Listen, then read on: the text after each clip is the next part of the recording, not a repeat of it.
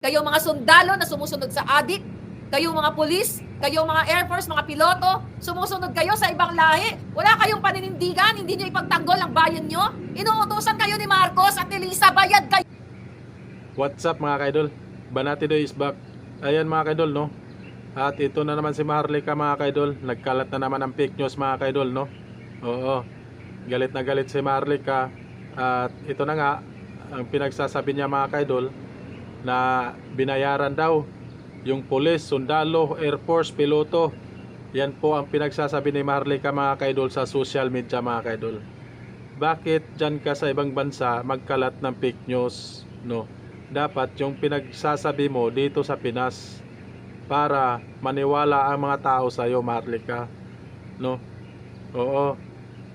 Wala kasing sumasagot sa iyo. Alam mo kung bakit? Nasa ibang bansa ka eh, no? Dapat dito yan, iharap-harap mo dito sa Pinas yung pinagsasabi mo. Patunayan mo yung pinagsasabi mo, no? Kung totoo man yan yung sinasabi mo, bakit ka makukulong? Bakit ka makakasuhan, di ba? Kung tama ang pinagsasabi mo, Maharlika, huwag ka magkalat ng fake news. Kasi alam na mga tao kung gaano ka ka-fake news.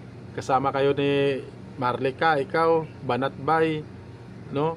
Wala talaga kayo, yung mga DDS vlogger, no? Kasama na yan. Oo. Dapat lang naman patunayan nyo yung sinasabi nyo. Bakit mo nasabi na binayaran yung pulis, sundalo, Air Force, pilot, piloto? Bakit mo nasabi na binayaran ni President Bongbong Marcos yan? Dinadamay mo. Bakit nasabi mo nadamay pa si First Lady Lisa Marcos, Romualdez?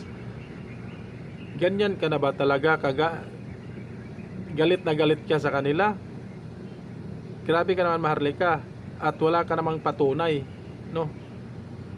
Panoorin mga kaidol si Maharlika. Galit na galit mo si Maharlika mga kaidol. Panoorin po mga kaidol. Nakipag-connives kayo sa ibang lahi, tapos sasabihin nyo, mahal nyo ang Pilipinas. Kayong mga sundalo na sumusunod sa adik, kayong mga pulis, kayong mga Air Force, mga piloto, sumusunod kayo sa ibang lahi. Wala kayong paninindigan, hindi nyo ipagtanggol ang bayan nyo. Inuutosan kayo ni Marcos at ni Lisa, bayad kayo. Pati ang mga ICC na yan. Dahil in-expose ko yan, pinapalamon ni Romualdez, ni Lisa galing ang pera nyo. Pina-check-in sa mamahaling hotel. May mga bodyguard, may pang shopping. Yang ICC na yan. Tama yung panawagan ng IBP. Manindigan kayo lahat ng ahensya. Si Lisa Marcos, si Tambalos, si Bangag, lahat ang mga ito. Kaya itong mga ginagawa kay Pangulong Duterte sa ating lahat, ginagamit nila ang pera ninyo. Kayo naman ang magdurusa eh. Kayo mga sundalo, kayo mga pulis, kayo magdurusa.